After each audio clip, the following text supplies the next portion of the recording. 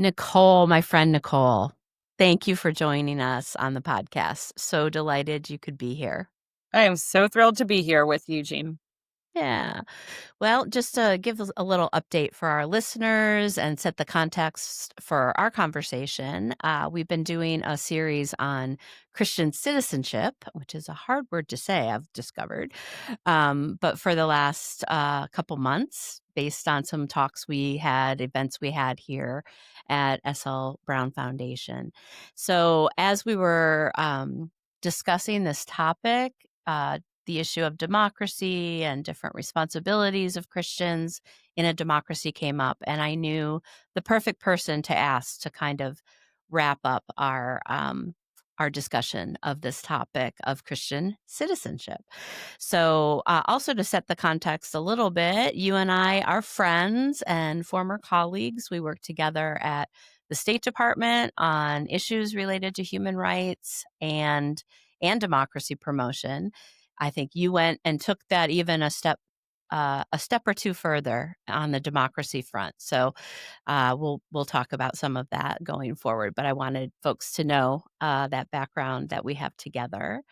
So I just want to start out with asking, as a person of faith and for other people of faith, why should we care about democracy and having a healthy democracy? Absolutely. First, let me just say it's so great to be with you, Jean. Jean is a person I respect and love very deeply. And so it's just great to be in conversation. And right now is a time where we all should be asking a lot of these hard questions about a Yeah. lot of parts of what our lives look like. As Christians, our first identity is in our faith. It is regardless of what our passport looks like, regardless of what country we live in, our first identity is in our following of Christ. From there, I then have asked myself over the course of many years in this space, what's the governing system that is going to best allow people to exercise their faith, to live and worship freely, to be able to ask the hard questions, and to live in a place that most mirrors or gives us the opportunity to do the things which we're called to by our faith. So, first, it really is in democracies that we see the freedom of worship, the freedom of religion best protected. Not perfectly, not perfect everywhere in the world. We're far from that. But it is in democracies where people take seriously the fact that you should be able to worship or choose not to worship um, how you want.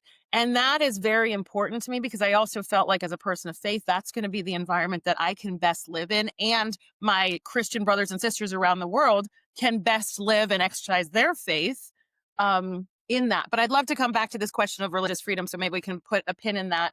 But Hmm. then I also think, God calls us to live with compassion, mercy, justice. These are things which are just central to the gospel, to love one another and to help those that are most vulnerable in our society. And I think, where is it that is most possible to happen? And I believe a democracy is the governing system, a secular governing system, but it's the best system where it says everybody is equal before the law. You don't have to belong to this group or that group. You don't have to be in this religion or that religion, but everyone is equal before the law. And your very justice is protected because you live in a democracy. And for me, that is a place where we can most vibrantly live out our faith and seek to live a life that's most consistent with what Christ calls us to. Yeah. Even in the messiness, right?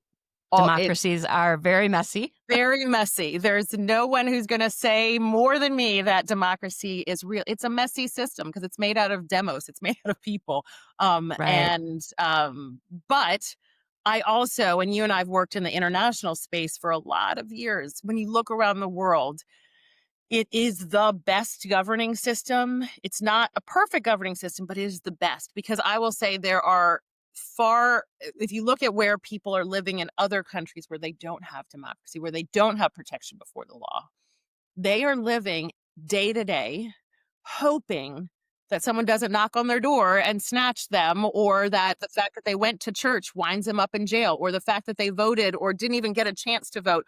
All of these things, which we do all day, every day, speak about what we believe, worship the way we want to, um, criticize or love our government or our school board chairman or whatever. All of that is only possible in democracies.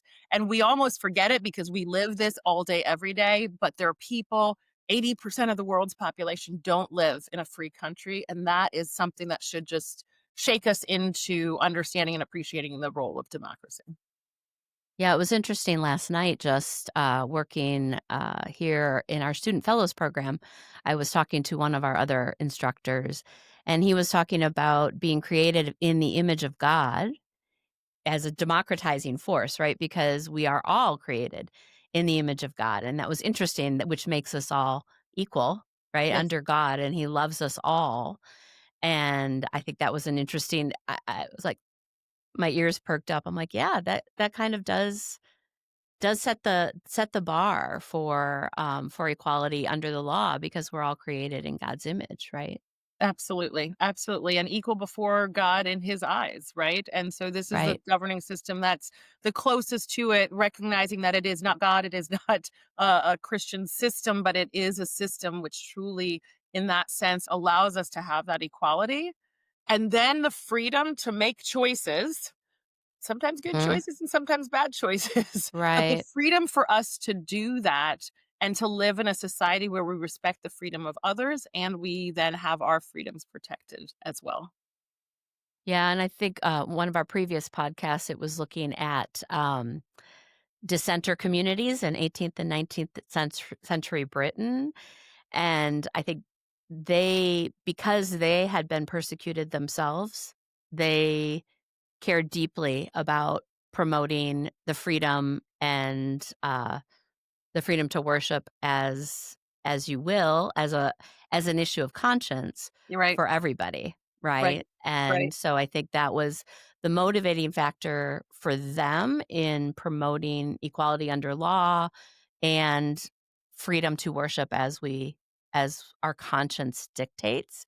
And part of that was related to kind of the evangelical revival where freedom of conscience and having faith be voluntary, not just something you had to do, as living under a state church in that, a state established church in that instance. So I guess given the context that we're in, which is very different than that, right? We don't have a state church or we don't want to have a state church, right? We've seen that churches flourish when they have the freedom to be, and people in congregations have the freedom to choose themselves. But in this society that we're in now, in a democracy, with some of these protections in place, some fraying on the edges, what are we called as believers? How are we called as believers to engage with our democracy and with our government? Right. I think it's really important that we always anchor on our faith is the first and motivating factor, right? And it's not Mhm. whether we live in Virginia or in Wisconsin or whether we're a Democrat or we're a Republican or who we voted for in the last election. We start with our faith as the anchor. And what is central to our faith, obviously, is that we love one another as we have so been loved, and Yes. and it's most important that we lead with that, right? Is to love our enemies, is to love, and Christ says it's not great if you just love the people that you love. It's when you love your enemies. And I think that translated into a democracy then is how do we live in a pluralistic society? How do we live in a society where there are going to be people who worship differently, who are in a different party, who have very different views, whose views you totally disagree with?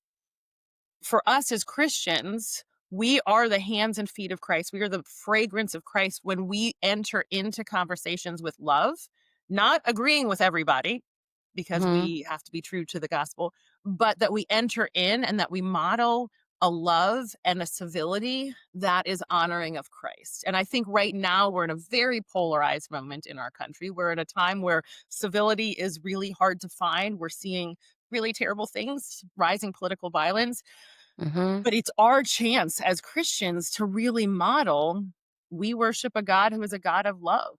and we will step into conversations and not worry that we disagree with people, because we are very firm and anchored in what we believe, and that we will even draw people to what we believe by being people of love, of compassion, of mercy, of justice. So one is just that posture of how do we enter into a diverse society of people, but then is also thinking, how do we ensure that the compassion and the mercy and the justice, which we are called to by Christ, is modeled in our society, right? Mm, We don't right. use all of the levers of power as part of our faith. That's not, they are separate and apart. But how do we engage with the laws and with the policies and what's going on in government in a way where we say we want to see it reflective of the compassion, the mercy, and the justice that we are called to? And that's where we have an opportunity to be in, but apart from, but in a society, and being a responsible Christian citizen of a democracy. Yeah, well, and I think, in the last few podcasts, we keep, coming back to living well and loving your neighbors well in the proximate, in the relational environments that God has placed us, and who we know, and who we love, and who we are challenged by, right? Face to face. Like, we had a discussion of even in families, right? If you start by just loving, your family well when they're not always easy to love, right? That's step one. But I guess for our conversation, we get a little bit into the murkier waters, right? And one of my own strategies, for better or for worse, in the midst of so much disruption and conflict and political violence at the national level and internationally, where you and I used to, well, you still do, but I used to also be there at working at that level, trying to use those levers to reflect God's love as much as possible, exactly what you just described. My strategy, because I don't feel like I can impact that level anymore, is to focus on the proximate, work with a refugee family in Oshkosh and love them and help them. Um, and I'm struggling personally with then what is that step, to engage the systems that seem both broken and more difficult to engage. So, I mean, I know we need to start with the first one, Right. and that's the most important one, loving our neighbors proximately. How do we do that? How do we translate that into those more structural policy Yeah. levels? What are Yeah. your thoughts? It's a great question. And I think first off, it's really important that we remember we are not, even though our hearts are burdened with many of the things that we see in the news all day, every day, we're Mhm. also not burdened to solve every single one of them. We have the opportunity to lift those up in prayer and to say to God, hey, God, this is a grieving my heart. I'm sure it's a grieving your heart. Mm, Be in this moment, whatever the situation is. We see a lot internationally and domestically.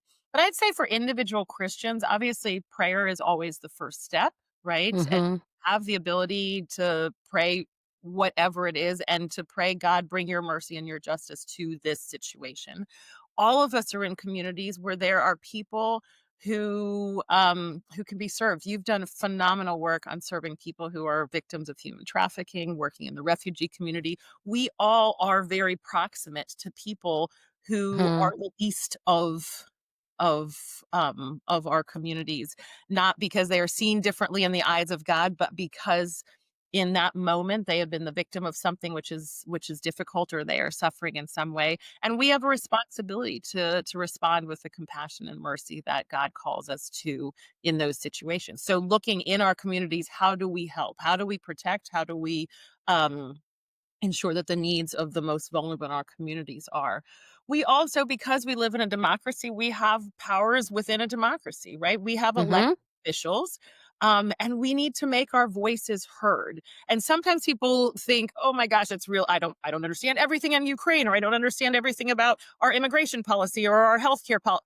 You don't have to understand everything. I think, particularly as Christians, articulating what we do know, we want to have a compassionate policy towards the people of Ukraine, that they may not be suffering from the Russian bombs that are unprovoked that are dropping on their head every day. Dear Okay. member of Congress, please help us be compassionate towards those people and protect them Mhm. from that violence. That is fine. You don't have to understand all of the history of Ukraine and everything like that. But I do think we have a really great opportunity to write to call into our members of Congress and to the administration, and to say, this is what I, as a believer, think is important, and I want to see this in our policies. It's Mhm. not a guarantee that everything will turn around exactly as you want, but what it will guarantee is that your voice is heard, and that our elected officials hear, this is a person of faith in my district, in my country, in my community, who is saying, I want to see the compassion or the mercy that we're called to reflected in our policies, reflected in our laws, or whatever it is. And so I do think we have like that, the prayer, the proximate care, and the engagement Mhm. in the political. All of us also have the opportunity to engage a political in our democracy, right? We can support candidates, we can work on campaigns, we can run for office ourselves. We can do a lot of these things because we are called to be in the public square, even if we are not putting all of our hope on the public square to solve every single problem that exists. Yeah, and in, the original or the first of this series in the podcast with Chris Seipel, mutual friend of ours, Good friend? he inserted the term responsible Christian citizenship. And I thought, yep, that's an important one because we do often think about, oh, what do we get from our government? Oh, they're not doing what we want it to do. It's not serving my interests.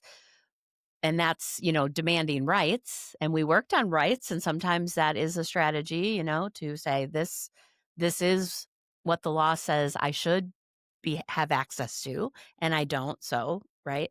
But then with the rights comes the duties and the responsibilities as well. And so it's figuring out what those are. As you were talking, I remembered something that you said to me when I had first started working at the State Department in the international realm on refugee issues, refugees who were being whose rights were not being protected in a particular country, and it just seemed so overwhelming. The amount of work and what we were doing wasn't helping a very closed country, and I was very discouraged. And you said, "Jean, you know, I worked on a different refugee issue, and there were refugees then, and maybe someone had told you back then there were refugees before you started working with them, and there will be refugees, Yeah. after." And similar to how Christ said, right? The poor you will always have with you, right? So we're never going to solve all these problems. But then that helped. That took the burden off of me and put it back on the Lord for these very large systemic structural issues, but that doesn't mean we don't have a role to play. And I Right. think discerning what that role is though is the challenge, right? And Right. I think when we are working at those more macro levels, the temptation is to think that we can actually solve these things, right? And that's that pride sneaks in. So Right. Right. humility is an important concept too, right? And Absolutely. And I think that's the challenge that Christians face. You can neither just tap out and be like, well, so big, can't do it. God's got it. We're totally done. I'm out. I'm going to go play golf, right? Like you can't just right, totally tap out, nor can you take all the burdens of the entire world and believe and have the hubris to say, but I'll be the one to fix it, right? Dr. King, major democracy activist and a Christian leader, said, you don't have to understand, you don't have to see the whole staircase, you just have to take one step, right? And that right, sits with me, which is, we are all as Christians in lots of different places, right? Whether we are in Wisconsin right, or in Washington D.C. or in Dallas, and whether we are in government, in the home, in the state hall, wherever we're called to in this moment, we can take a step. And we don't bear the burden of solving all of the problems, but we absolutely can take some step. And I think that's the important thing, particularly as the Christian community is just thinking, what do we do in our nation, in our world? We have to be part of ensuring that, again, that compassion and the mercy and the justice that we're called to, by Christ is reflected in our communities around us, and we have that ability. And we look to the relationships that we do have. Like you said, some are linked globally to the rest of the world, and some are more local. But Yeah, it's where we are that we need to pray and think, okay, what can I do now? What is within my power to act on behalf of someone else or speak on yeah, behalf of someone else, yeah. but not feeling like you always had to do that, right? Right. And I was listening to a sermon recently, and they were talking about how frequently in the Bible the admonitions of prophets is not always against something that's happening, but it is also about the admonition to ourselves and to our community, to Israel, to the people that we are a part of. Right? That's where we also have a tremendous amount of power. And I think Mhm. that's where we're also called to look inside our own tribe. Who is our tribe? It might be our church community, it might be our small group, Right. it might be my office, it might be my family, it might be my soccer team. Whatever your Right. tribe is, the question is, how are you showing up with godly principles to that group and calling that group to be the best of who they should be, right? So if I see something in my church, I have a responsibility to call that out if I think it is ungodly before I'm calling out what the other churches down the street are doing or what somebody else is doing. I have to within and say, this is my community. I own my responsibility as a responsible Christian citizen is to say, is the action that I'm seeing in my own group reflective of Christ's calling? Is it reflective of the best of what Christ has called us to do? And if it's not, we have a responsibility, a burden to say to people with whom we have a relationship, hey, I understand why you're doing this, but that behavior is not godly. And that we have an opportunity to do because we are closest to those people, right? Before we Right. start criticizing that person who you don't even know down the street, think about how do I get myself, my family, my community, my circles aligned with what we're called to do. Yeah. Yeah.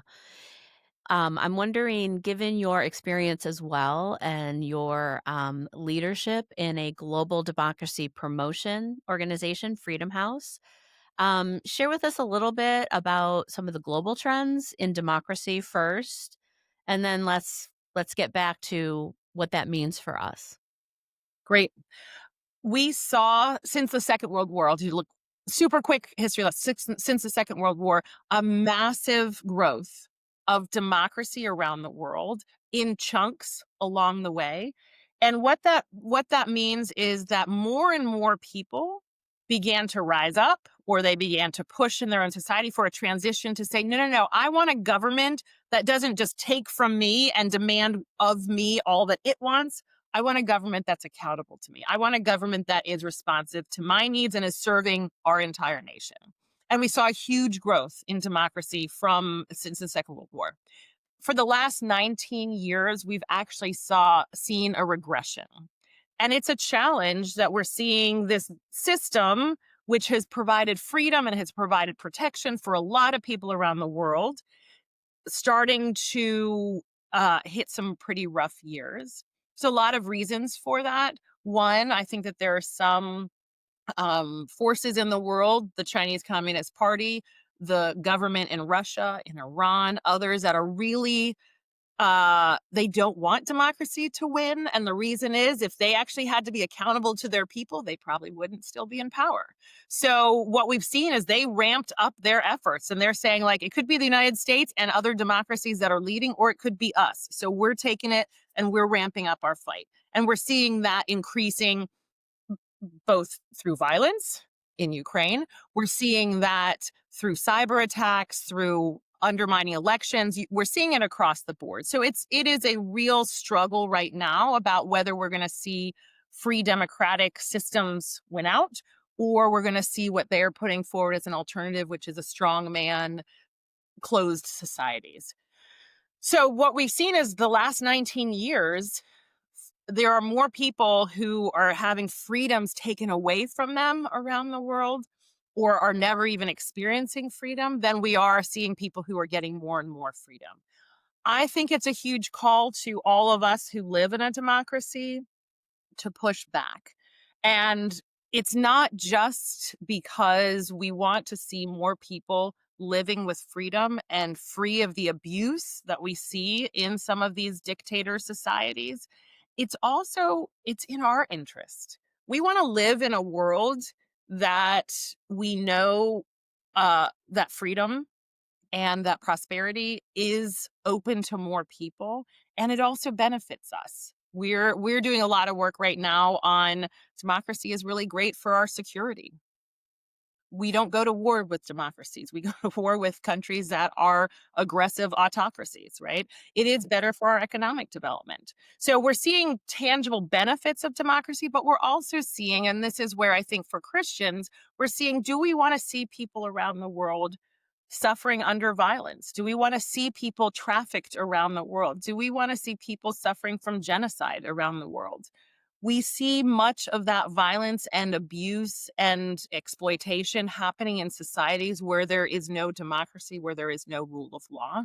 And if we have a heart for those who are in poverty, if we have a heart for those who have been trafficked, or if we have a heart for those who are suffering exploitation, we have to also say, how do we not only lift those people out of those problems today, but how do we create a system so that they don't have those problems tomorrow?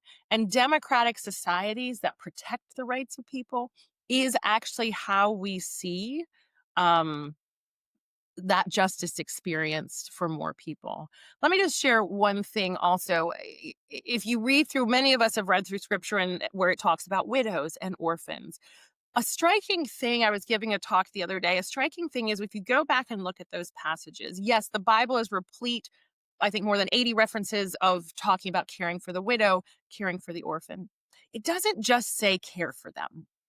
This is super interesting. It doesn't just say give them a sandwich, give them some food, give them a bed. It says seek justice for. Mm. It says plead the case of. And what Mhm. that does is it tells me that our calling as Christians, if we feel a passion to reach out to the most vulnerable, it is not sufficient. It's the starting point to give them the physical needs that they need, a bed, food, shelter. And we absolutely, absolutely should be in that game. But when the Bible says to us, seek justice for the widow, seek justice for the orphan, plead the case of, then I have to say, but what are they talking about? They're talking about protecting those most vulnerable from repressive forces that are seeking to exploit the most vulnerable. And Mhm. to me, a democratic society that functions as well as it should is the best protection against the vulnerable. It's not perfect, it's not going to win all the time, but it will be better 10 out of 10 times than the autocratic systems we see where those people are vulnerable to state forces that exploit people, that target the most vulnerable and take advantage of them. And that's why, for me, democracy is not just this nice academic thing that we're undertaking. It is a system that truly, I believe, can help us get to a place where we are protecting more of the vulnerable around the world. And many of those scriptures include the alien as well.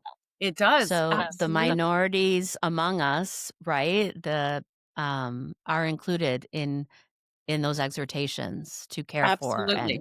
and protect. Absolutely. Yeah. Absolutely. And I think also another topic we talked about with Chris, or I talked about with Chris, was being a global Christian citizen. And, as Christians, we are part of a global church, and the Lord cares about all his people all around the world. And we have brothers and sisters in other countries that are suffering for their Yeah. faith. So, Yep. talk a little bit about the link between democracy and religious persecution Absolutely. or I think freedom on the yeah, positive side. absolutely. We have to think, do we believe when we say we have brothers and sisters, do we believe that is people in every country and every passport? They look different, they have different histories. That is the body of Christ, right? It is not people who share our land mass, or it is truly there are a billion Christians around the world. And I think we have to think, are we concerned about their ability to worship every single day the way we're able to do, pray freely, go to church on Sunday, be in a small group, study the Bible? Are we as concerned for them, right? And many places around the world Christian believers are suffering tremendously. Simply to go to church or to have a Bible will end you up in jail, will end you up disenfranchised, have your job taken away from you. And we have to realize that is a very real persecution that Christians are facing all around the world. And it is our responsibility to speak up for them. But part of what our responsibility is not just to speak up for the Christians. It really is to speak up for this idea that everyone should have the ability, the freedom to worship or not worship as they would like to. And sometimes I've been in conversations where Christians are like, I don't get that. Why are we fighting for the right for someone to worship something that we really don't believe is true, to worship freedom to worship a God that we actually don't think exists? I know that our right to be a Christian citizen will only be protected. There's only two ways. We either say it's just for us and we will force this on everyone, and then you've got to have an iron fist where you force your faith on every single person, or you say everyone has the right. Everyone has the right, Christians, Muslims, atheists, Jews, everyone has the right to believe what they want. And that provides a freedom for me to worship as I would like to. And then for others to also worship, it gives us an opportunity to be in conversation about our faith. But Mhm. religious freedom really is not a struggle just for the people that we agree with. It is a struggle to say there has to be a protection for people to be able to be true to to what they believe, and to be able to worship and to not worship as they would choose to. And I think also as we look back, Jesus did not go just to those who were his followers. Mhm. Absolutely. You see him Right? throughout the Bible go to people from different groups where it was not even politically correct to talk to. And he went to so many different groups and he was in conversations with them, which meant he created the freedom for them to be without a heavy-handed, uh as the son of God, he was able to do that. We also can create the space for people who are different, create and protect the space for people who don't believe what we believe. And I also think that is one of the best Christian witnesses we can do, is to say, we love and protect your space, even if we don't agree with what you're saying, because we believe you are created in the image of God and it is God's will for you, for there to be that freedom. And through that, they will see the best of who we are as Christians. I reflect back on the Religious Freedom Summit that I was at not too long ago. And I walked in and I saw there was an evangelical pastor from Dallas. There was an imam and a rabbi. It almost sounds like a bad joke, but they were all sitting just talking at this summit. And I thought to them, there are not three people who disagree more on the most foundational issues like salvation and what's going to happen to us. Why do we live? Right? They fundamentally disagree. And they are the most fervent advocates for each of their faiths and other people's faith and no faith at all, to have the space to worship. And I thought that is the most beautiful representation of their faiths. It's the most beautiful representation of American democracy, truthfully, to open up the space for people who you radically disagree with, to protect their space, to be able to talk about what you don't agree with, and then to be able to walk away as friends. And that really was for me a real model of where we as Christians can be witnesses, that pastor and his colleagues, and where we also as Americans and people in a democratic society can learn from that. We can radically disagree with people, radically disagree, and never come to agreement, but we can hold the space for people to believe something different and be an active witness in that relationship day in and day out. Well, and it's linked to the foundational creation principle of God choosing to give us free will in the first place, right? Yes. I mean, he could have just, okay, you're gonna be like this, and here are the rules, but he created us in his image, which meant we had to have the freedom to choose to love him, to choose to love others, um, or not, right? And so obviously God cares about the freedom to choose, or the freedom to choose love and Him over our own tendency toward sin and destruction, right? So that choice. So we have to give everybody that same freedom so Yeah, that they have an opportunity to choose Him. You absolutely. you just can't Absolutely. impose. Yeah, and Yeah, let me if I can just make 2 other points. One, if you look back, how did Jesus engage people? He didn't engage people screaming and yelling. I mean, if anyone had the right to, it was Jesus. He was the Son of God. right, He could have just come in like fire and brimstone, just telling right. people this is the only what he sat with people patiently. He sat with Yeah, sinners, he sat with prostitutes and tax collectors patiently, speaking from love as the best reflection of what a God of love looks like. And if we cannot do, even in our smallest, most incomplete way, that is to sit with people who are different, sit with people who we believe may be sitting in a place of sin, as we all are. If we can't do that and just reflect love, then we are not continuing on in the tradition that Jesus modeled for us. Um, Let me also just say one other thing, come back to this point about, international religious freedom, where we are seeing how important it is to have a system that protects everyone's right to worship, um, for our 1 billion Christian brothers and sisters, but truthfully for people of all faiths and of no faiths. That is only happening in democratic societies. And so, if we really are asking ourselves, how is it that we can help those Christians around the world not face that persecution? How can we help our brothers and sisters of other faiths not face that persecution? Help them to live in a society where they are not subject to the whims of a leader that has no accountability to their citizens, where the rights of people are protected on a daily basis. And that's not something we can do from the United States, but I do know that people in every single country are fighting for democracy.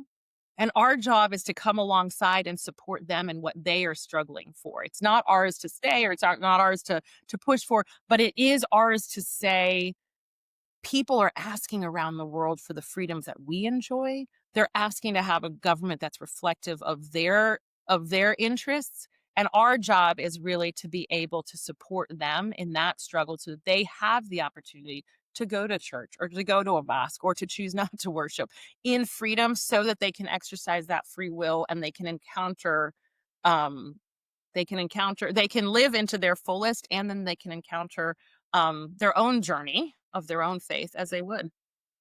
yeah. And I think that, it reminds me of, I used to get pushback, "Well, you're promoting democracy," or they would say, "Oh, you're trying to impose," and when we worked together, "Trying to impose democracy on these other countries." And I said, "Well, no, can't be further from the truth, because basically it's impossible to impose freedom on people." I mean, Yes. that's what we're looking to do. Exactly what you described was to identify people in those countries that wanted those freedoms and then supporting them. That's not imposing. That's supporting them in their search or their desire for freedom. And certainly President Bush wanted to do that, right? Like that was his thing, right? So, It is still so deeply on yeah, his heart that people live with freedom, and that he believes that we should have compassion towards people who are living without freedom. And you and I have met with so many activists around the world, Jean, just too many to count, from every right, single continent and every right. imaginable society. And the interesting thing, and I wish that people could all be in those conversations, they come to people in the United States, in the nonprofit world where I used to work and in government where we used to work, and said, please stand with us. We are Right. fighting every day. We're giving our lives. We've given up our livelihoods. Please stand with us. They are coming and asking for the United States, for other democracies to stand with them. The question is, how do we respond to that request? That is where it is. It's not an imposition. It's not us telling or lecturing people how to do it because we're imperfect in our own way. It is us responding if someone is saying, I am not living under justice. I am not living freely. Stand with me. We have a very clear opportunity to say we believe that you should live with the freedoms that you are asking for. And even just standing with them symbolically or rhetorically seems so, like, not a big deal, and yet to them, when they're fighting that fight, it is a big deal to have brothers and sisters or others, just friends, standing like, "I stand with you." That's a meaningful statement in and of itself. And then maybe one other thing I was just thinking of as you were, speaking earlier about prayer being something we always have access to, and some friends of mine are part of a prayer network called the Ask Network, and they pray through Scripture for the nations. And we are called to pray for the nations, right? And we are called to be a house of prayer for all nations, right? So I think we often in our churches and in our local contexts we forget about that exhortation as well from Scripture, from the Lord, to pray for the world and our brothers and sisters around the world and for God's kingdom to come on earth as it is in heaven, right? And that's global. That's not just local. So that's where we make a little bit of the link, right? Yeah. And I will say I am a very, very proud American and I am a flag waving American. And I know when you look through the Bible, the countries and the territories and the kingdoms that were in the Bible do not represent the borders that we see today. Right. Right. And so what we know is nations come and they will come and go and they will pass away and the map will look different. And yet God is the same God before and after every one of those countries. And so, in that sense, we are praying for all of the people, all that are created in his image. And we happen to be in these territories by these names with these passports and these laws today. But we are praying for all that are created in his image all the time and what he is doing, that they may also live in with the human dignity that he's created and with the freedom that he has created for people. Wonderful. I wanted to bring us back because we've touched on education and specifically higher education and its role in both creating or nurturing good citizens, Christian and otherwise, and also building character. So maybe, what do you think is the role of higher education, specifically in a democracy, to promote good citizenship? Absolutely. It's a great question. And you and I have spent a lot of time in the classroom. Um, Higher education is absolutely a vehicle for conveying knowledge and facts and figures. But more importantly, I would argue, more importantly, you have young people in a country from 18 to 22 or 25 or whatever the case may be. We are creating citizens. And that to me is the role of higher education, is to convey the facts and figures and all of the learning in the various disciplines in a way that reinforces democratic citizens. Democratic, like in a democracy, not the party.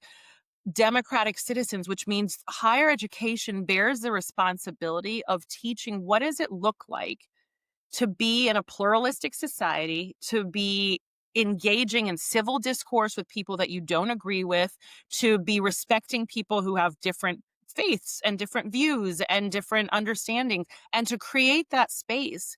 We are training people for how they will go on to lead, and to the extent that higher education is not taking that role as seriously as the research about biology or literature or whatever, that is something that higher education has to embrace. If we are not during those pivotal years, and I've got one kid in college and one on his way, if we're not embracing in those years the formation of democratic citizens, of democratic character, we are missing an opportunity and we are not sending out into the future leadership of our own country the people who are equipped with the skills, the capacity, the posture to be able to lead a democracy. And if I had to say what those skills are, it is civil discourse. It is recognizing, appreciating, and making space for diverse views with whom you totally disagree with. It's understanding that the diversity of our society, where we have different ways that we worship, we have different ways that we think about things, we have different approaches, we have different histories that we're bringing to the table, that those have to be respected and understood And that's across the spectrum. That is across the spectrum, right? Political spectrum, ideological spectrum, all of the spectrums. We have to be able to create that space so that people are equipped to go out and to be great leaders in their communities, in their civic organizations, and in our government, so that the government that we see 15 years from now, 20 years from now, is so deeply rooted and anchored in democratic principles and high character that they are able to lead us through whatever comes for our nation in the next decades to come. And it is the encouraging piece there. Sometimes it's hard to have hope, even though our faith is rooted in hope, and that is where we must stay. But I get the most hopeful when I think about and I interact with some of our student fellows and younger people who really want, they want a different world and a different system, and often it is actually one that is more just. So I fall into the temptation of despair, but it is those younger people with, I think in this generation, there's almost more of a desire with all the new problems that they're facing and they have to face. And I will pray for them, right? Because it's a challenge, but the passion is still there. I think that the God-given passion Yes, to make it a better world, for all, right? absolutely. Absolutely. I Yes, have hope. We have a God who is bigger than any moment, any absolutely. year or any country or any global system or anything. He has been the God with no beginning and no end. And he has been the God over so many things that have happened. So I take that as a moment of hope and as an opportunity to be hopeful in a God who already has this figured out. And I take Yes, serious my responsibility as a Christian to live a life of love and of compassion and mercy and civility towards all of the people around me. I take serious my job as a democratic citizen to live according to the laws of my nation, but also to live and show up civilly and respecting the people around me, not because I agree with them, but because that's my responsibility in a democracy that we want to live in peaceably. And we just have the opportunity to cover all of that in prayer as we go forward. yeah, lovely. Well, thank you, Nicole. This was fun, a Likewise. joy to be with you, Likewise. and, really appreciate it. Wonderful to be with you, Jean. I'm so thankful for the work that you're doing. And I just look forward to being in touch and continuing conversations. Thank you.